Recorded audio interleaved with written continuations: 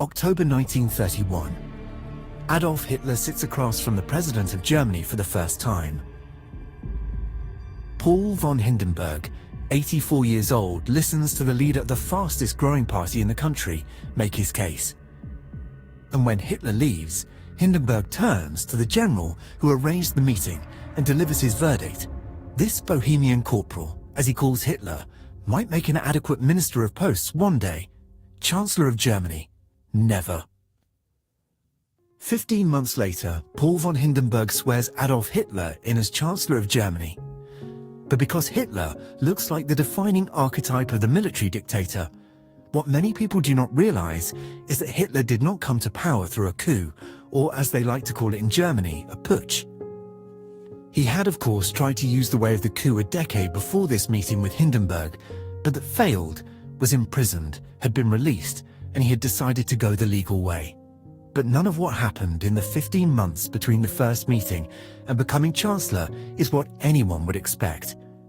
Every month produced more dramatic turn of events than the previous one. But much of the machinations were successful because of the steps laid in the years Hitler's release from prison and even before that. Start with the first lie that made all of it possible. In November 1918, a British general named Neil Malcolm was having dinner with Erich Ludendorff, one of the top military leaders of Germany in the First World War and High Command's real strongman, who always complained that the civilian government back home had failed the army. Trying to sum up the general's rambling point in a single sentence, Malcolm asked him, "Do you mean, General, that you were stabbed in the back?" Ludendorff's eyes lit up. The idea of the stab in the back was fraudulent from its conception because Ludendorff himself had begged for an armistice weeks earlier, telling his own government the war was militarily lost. But the myth didn't need to be true. It needed only to be believable to millions of humiliated Germans looking for someone else to blame and Hitler.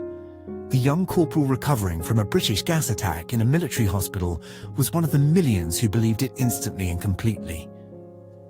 The German army had not been defeated in the field, is how Adolf Hitler liked to put it. After his recovery, he arrived in Munich in September 1919 as a spy for the army. His job was to check out an obscure club calling itself the German Workers' Party, one of 100 such fringe groups sprouting in the wreckage of the old empire. The army would send spies to these meetings. One night, he sat through a meeting of maybe 25 men in a beer hall back room, but the meeting was unremarkable, and he had already begun leaving when a supposed professor in the audience proposed that Bavaria secede from Germany. Hitler stood up and tore into him so violently that the man reportedly fled the hall like a wet poodle. A locksmith named Anton Drexler, the club's real founder, chased Hitler down afterward and pressed a pamphlet into his hands. Hitler was in a few short weeks enrolled as a member of what would become the Nazi Party. Within a year he'd taken over its propaganda wing, and night after night he packed out Munich's largest beer hall for rallies. By the summer of 1921, while he was travelling in Berlin trying to build outside contacts from his familiar territory of Munich and Bavaria, the committee back home decided he'd grown too dictatorial and tried to merge the party with a rival group to dilute his influence. Hitler raced back to Munich and offered his resignation to the party leaders, betting on his knowledge that the party couldn't survive without its only real speaker and its biggest source of donations. So when the leaders objected to the resignation, he now demanded absolute personal control of the party no committee. Drexler and the others fought back with a pamphlet accusing Hitler of a lust for power and personal ambition, of using the party as a springboard for his own immoral purposes. They weren't wrong, but it didn't matter. Hitler sued them for libel and forced Drexler to publicly disavow his own pamphlet and had the party statutes rewritten to abolish the committee altogether. Drexler was initially moved from his leadership details and given an honorary title and was subsequently erased from the history of the party. The wider context of Germany's legal structures, like many governments of today, was completely compromised. Weimar Germany's courts were reliably lenient toward right-wing violence and merciless toward the left, after the murders of the Catholic politician Matthias Erzberger in 1921 and the Jewish foreign minister Walter Rathenau in 1922 by men of the extreme right for their attempts to make the peace treaty work. They got light sentences or quiet help escaping. But when the Spartacist rebels attempted a left-wing coup, which was crushed in 1919, over 700 people were charged with treason. Hitler had come to learn in his new political career that violent revolution from the right wing carried almost no legal risk. In the fall of 1923, Bavaria was still administered by an unofficial triumvirate: Gustav von Kahr, a state commissioner, General Otto von Lossow, commanding the army in Bavaria, and police chief Hans von Seisser. Hitler needed them, or needed to force them to be on his side, because he'd learned in his Vienna years that a revolution needs the cooperation of existing power, and he already knew these men were defiant of Berlin and were flirting with the idea of a coup when he heard Kahr had scheduled a speech at the Bürgerbräukeler beer hall on the evening of November 8th, with Lossow and Seisser both expected in the audience. Hitler saw his chance to trap all three in one room. At 8:45, with Kahr 30 minutes into his speech, to about 3,000 in the beer hall, Nazi stormtroopers ringed the hall, and Hitler pushed to the front, jumped on a table, and fired a pistol shot into the ceiling. "The National Revolution has begun," he shouted. He claimed the barracks were occupied and the army and police already marching under the swastika. None of it was true yet. But nobody in the hall knew that. He marched Kahr, Lossow and Seisser gunpoint into a side room. It didn't work. All three men sat in silence, unmoved, until Hitler rushed back into the hall and lied to the crowd that the triumvirate had already joined him in his stealing of power. All three slipped away the moment they were out of Hitler's sight, and by the time Hitler led a column of 3,000 marchers into central Munich, the army and police were waiting for him. Shots were exchanged and 16 Nazis and 3 policemen lay dead within a minute. Hitler dislocated his shoulder diving for the pavement in the shootout, and just like that, the beer hall putsch was over. But that wasn't the end for National Socialism, as would have been for almost any other party in this position. But it was the beginning of the lesson that would put Hitler into chancellorship less than a decade later. The trial for high treason against Hitler for the attempted coup opened on February 26, 1924, with a compromised judiciary and a Bavarian justice minister who was an old friend of Hitler. He was allowed to interrupt at will, cross-examine anyone and speak for as long as he wanted. The putsch and trial that should have ended him instead made him a national figure for the first time and plastered his name on front pages across Germany and the world. He was eventually found guilty and sentenced to 5 years for an offence that, on paper, carried mandatory life imprisonment. He served less than 9 months in total in the comfortable quarters at Landsberg prison, where he dictated the first volume of what would become Mein Kampf to Rudolf Hess. Years later, he told his old followers that he learnt that it wasn't enough to overthrow a state by force. The new state had to be built up in advance, ready to hand, so that the old one only needed a final shove. Released from Landsberg at the end of 1924, Hitler made 2 absolutely important decisions. First, finally concentrate every ounce of party power in his own hands and permanently. Second, pursue power exclusively through constitutional means and not use any armed force. He'd already explained the new strategy to a party comrade while still behind bars. Instead of working to achieve power by armed coup, we shall have to hold our noses and enter the Reichstag against the Catholic and Marxist deputies. If outvoting them takes longer than outshooting them, at least the result will be guaranteed by their own constitution. Sooner or later we shall have a majority, and after that, Germany. Over the next 5 years, he built a shadow state based on his idea that a new state to replace the old state must exist before the revolution. The country was carved into party districts mirroring the real Reichstag electoral map, each with its own appointed boss. They created a parallel bureaucracy with departments of agriculture, justice, economy, and race and culture within the party. There were youth wings, a women's league, professional guilds for doctors and lawyers and teachers, a private court system to keep the party's scandals out of public view. And there were two new bodies of armed men, the SA, brute street fighters who had been under the command of Ernst Röhm, and a small black uniformed bodyguard corps for Hitler called the Schutzstaffel, the SS. In 1929, Hitler handed the SS to a mild, bookish former chicken farmer Heinrich Himmler. The most instructive fight of these years, though, wasn't against the Republic. It was inside the party itself. Gregor Strasser was a member of the party and a druggist by trade and a decorated war veteran, built an independent power base across northern Germany that Hitler did not have because his popularity was still confined mostly to Bavaria. Strasser had his own newspaper, his own network of district leaders, and a young recruit with a doctorate as his secretary, Joseph Goebbels. In November 1925, Strasser convened his own conference at Hanover for two reasons. First, to push a genuinely socialist program, because he was cultivating the socialism aspect of the National Socialism by calling for the nationalization of big industry. But secondly, to informally challenge Hitler's authority. Goebbels at the time reportedly shouted that the party ought to expel the petty bourgeois Adolf Hitler, but Hitler did not openly fight Strasser at Hanover.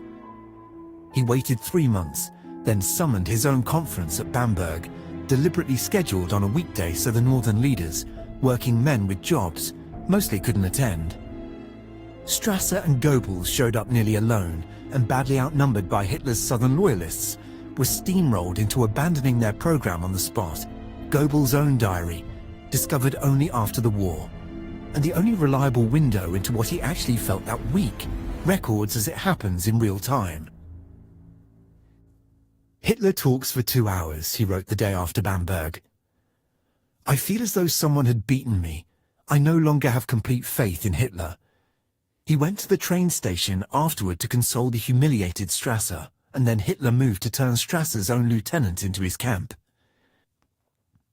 6 weeks later, he summoned Goebbels back to Munich, gave him the stage at the same Burger Bräukeller where the Putsch had begun, and personally embraced him in front of the crowd after his speech. Goebbels' diary entry that night. What a royal reception! Hitler is always at my side. Within a month he was writing that he loved the Führer, that he bowed to the greater man, to the political genius. By October 1926, Hitler made him Gauleiter of Berlin, and the most talented propagandist in the party belonged, from that point on, entirely to Hitler and not to Strasser. But none of that internal party restructuring and bickering bought him anything at the ballot box for years.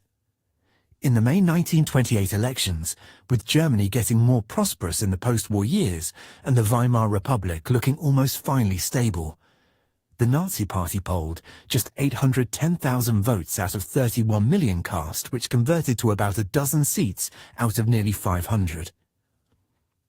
Hitler was mostly the butt of jokes told in connection with the failed beer hall stunt 5 years earlier.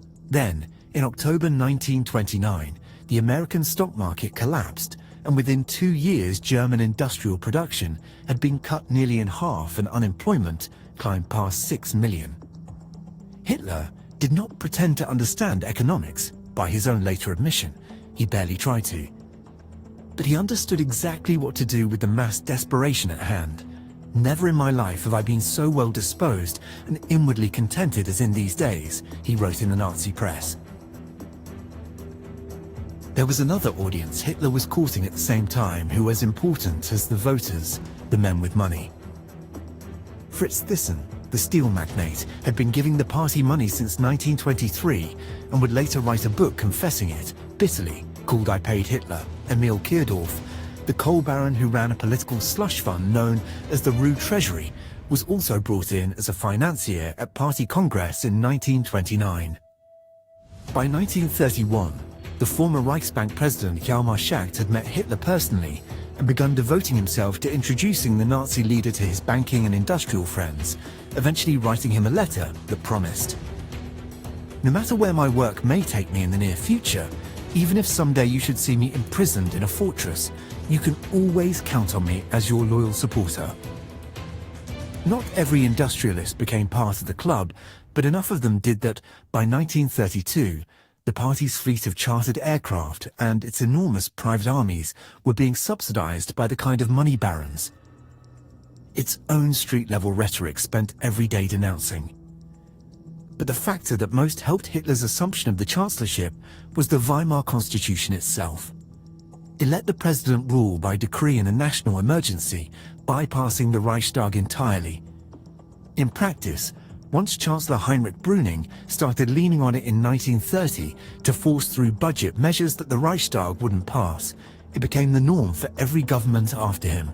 The September 1930 election that followed was the moment the Nazi Party stopped being a fringe. Hitler had hoped to quadruple his 1928 vote and pick up maybe 50 seats. He got over 6 million votes and 107 seats, a nine-fold jump overnight, and suddenly the party went from smallest in the Reichstag to second largest. This shook up the army's officer corps and Germany's industrialists. Hitler had already been courting the generals directly, telling an audience in 1929 that the army's future lay with parties who defend its interests, not with the democracy that stipulates the dissolution of all that which is the basis of the existence of an army. When 3 young Reichswehr lieutenants were put on trial for treason in 1930, after trying to recruit fellow officers to a pro-Nazi mutiny, Hitler testified for the defense and used the witness stand, as he had used during his own trial for the coup, to promise the officer corps he had no intention of replacing the army, only of expanding it. Asked by the presiding judge whether his revolution would come by constitutional means, Hitler answered simply, yes. On that particular promise to expand the army, despite the restrictions imposed by the Treaty of Versailles, industrialists like Fritz Thyssen and bankers like Hjalmar Schacht were already betting he might be telling the truth, and their money started flowing accordingly. That first, humiliating meeting with Hindenburg in October 1931 was followed by a second lesson in how carefully Hitler had to manage his own allies. He travelled straight from the Chancellery to join the old guard conservative opposition of Alfred Hugenberg's nationalists, the veterans' militia known as the Stahlhelm, and a group of retired imperial generals at a mass demonstration meant to present a unified national opposition against both the government and Prussia's Social Democrats. Hitler showed up, spoke, and left early, before the Stahlhelm's own parade even finished, visibly contemptuous of what he privately regarded as relics on a past time who still thought history belonged to them. He needed their money and their respectability for the moment.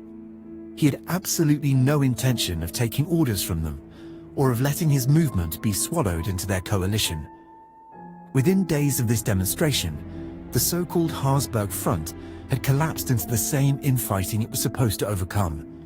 Hitler's strategy of alliance-making in this period made him the ultimate victor of this collapse, because he used every faction that can hand him money or legitimacy, but never actually merged with any of them.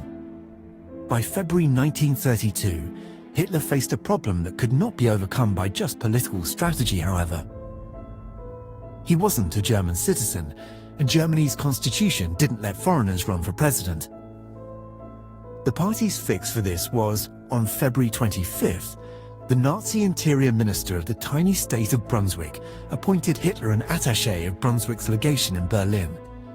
This was a nothing job, of course, but it automatically, under German law, made him a citizen of Brunswick and therefore of the Reich. The new election race in 1932 was Hitler against the 84-year-old Hindenburg, and that produced Hitler's first real national campaign. Chartering an airplane to hit 3 or 4 cities a day, a tactic unprecedented in German electioneering, and plastering the country with 1 million posters and using sound trucks and gramophone records to reach crowds. But he still lost both rounds. Hindenburg took the runoff with 53% to Hitler's 37%. It was, on its face, a decisive rejection of the extremes by the German electorate, and it should have been the end of the story. The ban should have crippled the party. It didn't last 90 days, however, because General Kurt von Schleicher, the army's most important political operator, who'd engineered Brüning's own rise to the chancellorship in the first place, and now decided Brüning and his own patron, Defense Minister Wilhelm Groener, had both outlived their usefulness. Schleicher worked behind the scenes to undermine the SA ban he'd initially approved and spread a smear campaign against Groener, suggesting he was senile and pro-Marxist, and also reopened secret contact with both Rome and Hitler. Within a month, Groener was humiliated on the Reichstag floor and forced to resign. 3 weeks after that, Hindenburg dismissed Brüning too, and on Schleicher's engineering, replaced him with a compliant aristocrat named Franz von Papen. Papen, who now owed his job entirely to Schleicher's first act in office, was to lift the ban on the SA entirely. Political killings in the streets of Prussia spiked immediately, 82 dead in 3 weeks in June alone. On July 20th, 1932, using the excuse of a riot in a Hamburg suburb, Papen invoked Article 48 to depose the elected Social Democratic government of Prussia, by far the largest German state, and the last one still run by people genuinely interested in democracy, and appointed himself Reich Commissioner in its place. No mass uprising followed. The Prussian Social Democrats had their own police force and could plausibly have resisted, but chose not to risk a general strike. Hitler could of course tell by this that there was no longer any organized force in Germany prepared to physically defend democracy. The July 1932 election that followed handed the Nazis their all-time electoral peak, 37% of the vote, 230 seats, comfortably the largest party in the Reichstag, but still nowhere near a majority. Hitler met with Schleicher days later and demanded the full chancellorship, plus a slate of key ministries along with an enabling act to let him rule by decree. He had assumed Schleicher was on his side and agreed because of his favourable stance towards the Nazis. But Schleicher turned him down. 3 months later, in the November 1932, another election happened and the Nazi vote actually fell. They lost 2 million votes and 34 seats. The industrialists panicked and started withdrawing the financing of the Nazis. With money drying up, even Goebbels was writing in his diary about the party's chronic debt situation. And while we refrain from giving too much political commentary on this channel, it is worth pointing out that Hitler became Chancellor about 10 weeks from this point. He was far from unstoppable popular momentum. He was losing, but what happens next that brings him to power is a lesson on how democracy should not sleepwalk into fascism. With Papen's government collapsing under a no-confidence vote and the Nazis visibly declining, Schleicher made his own bid, convincing Hindenburg he could split the Nazi movement by peeling off Gregor Strasser, still the second most powerful man in the party, with an offer of the vice-chancellorship. And it came close to working. Strasser was firstly opposed to Hitler because he was one of the last leading remnants of the socialism ideals. The party was founded on, and Hitler no longer pretended to choose a certain specific side of the economic model debate. He would say and align with whoever and whatever principle to appeal to the masses. Strasser was also convinced Hitler's all-or-nothing strategy had run the party into a dead end, confronted Hitler directly on December 7th in a shouting match at the Kaiserhof Hotel. He went back to his room and wrote out his resignation from every post he held in the party. Goebbels' diary records the panic that followed. The letter landed like a bombshell. Hitler paced his hotel room for hours, then stopped and said that if the party fell apart, he would end it all with a pistol shot in 3 minutes. But that didn't happen because Strasser simply gave up and left for a vacation in Italy instead of following up with organizing the party split. Hitler seized the party machinery as soon as Strasser left and purged the allies of Strasser from the party, and had every remaining party leader sign a fresh personal loyalty oath.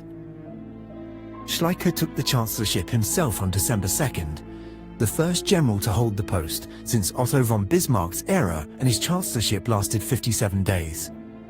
In his own later words, "I stayed in power only 57 days, and on each and every one of them, I was betrayed 57 times. Franz von Papen, thirsting for revenge because Schleicher had undermined him to displace him from the chancellorship, reached out on December 10th to a Cologne banker named Baron Kurt von Schröder, who was a financial contact for the Nazis, to arrange a secret sit-down with Hitler. In that meeting in Schröder's home, On the morning of January 4th, 1933, Papen and Hitler, who had been bitter rivals only months earlier, spent 2 hours agreeing in principle to jointly replace Schleicher's government with Hitler as Chancellor and Papen's allies filling out the cabinet under him. The final consolidation happened on the night of January 22nd in the suburban Berlin home of a wine merchant man named Joachim von Ribbentrop. President Hindenburg's own son, Colonel Oskar von Hindenburg, and his father's state secretary, Otto Meissner, took a taxi to Ribbentrop's house to meet Hitler, Papen, Göring, and Frick. Hitler asked to speak to Oskar von Hindenburg alone, and the two men withdrew to another room for a full hour. Meissner later testified under oath at Nuremberg that on the taxi ride home, Oskar von Hindenburg said, "There was no option but to bring the Nazis into government." A few months later, 5,000 tax-free acres were quietly added to the Hindenburg family's East Prussian estate. In August 1934, Oskar jumped 2 full ranks in the army.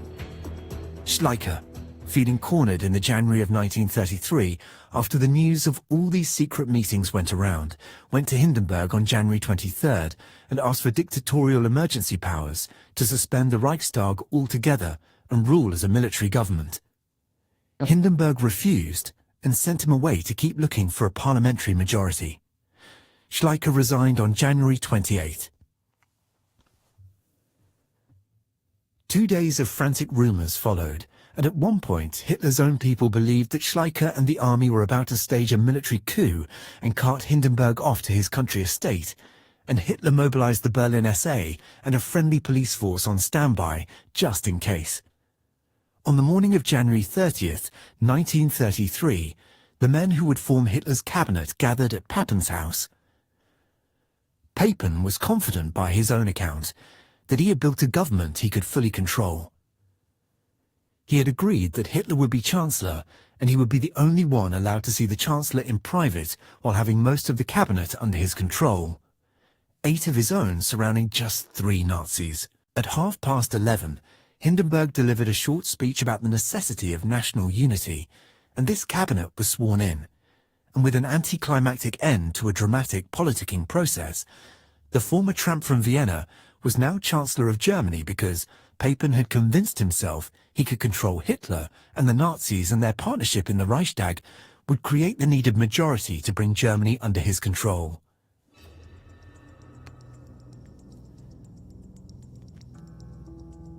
Papen's confidence lasted 28 days.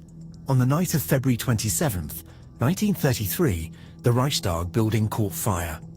Hitler and Goebbels were at Goebbels' home when the call came.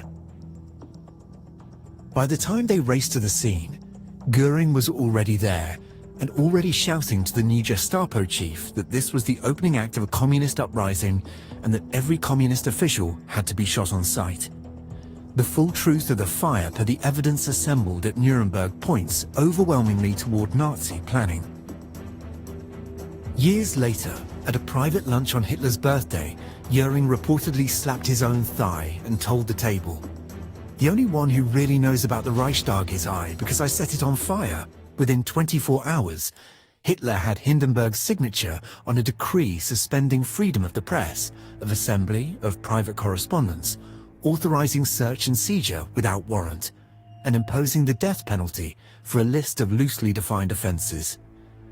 4,000 communist officials and many social democrats were rounded up within days.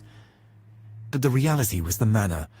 The Nazis' behave in the wake of this decree became the permanent legal architecture of the entire Nazi police state, and it stayed in force until 1945. Another election followed a week later on March 5th, but this time, the Nazis had the full machinery of the state, so opposition newspapers were banned, opponents' candidates arrested, and with that, Hitler's party won only 44% of the vote.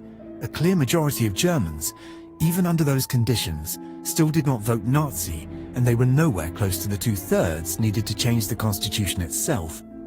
So on March 21st, in the garrison church at Potsdam, Hitler opened the new Reichstag in a ceremony built to impress old Hindenburg. Hindenburg delivered a short blessing over the new government.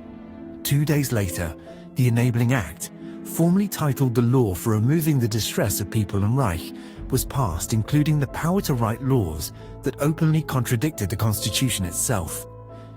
To pass it required a 2/3 majority Hitler didn't have, so the 81 communist deputies were simply barred from the chamber. A number of social democrats were already under arrest, and stormtroopers lined the Opera House aisles in an unsubtle threat to anyone still tempted to vote no. The final vote was 441 to 84.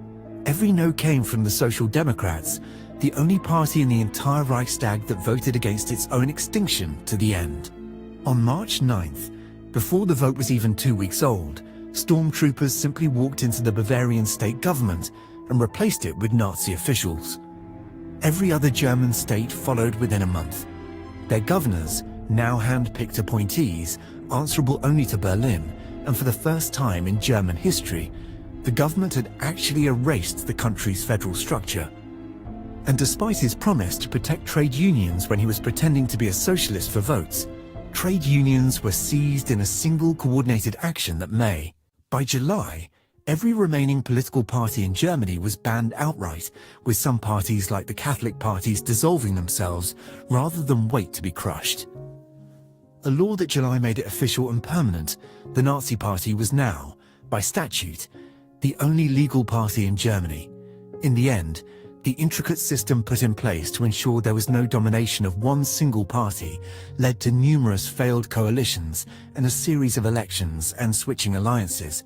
Bad planning and disastrous greed on all involved ended up creating an absolutist regime that would torment the rest of Europe for the next 10 years.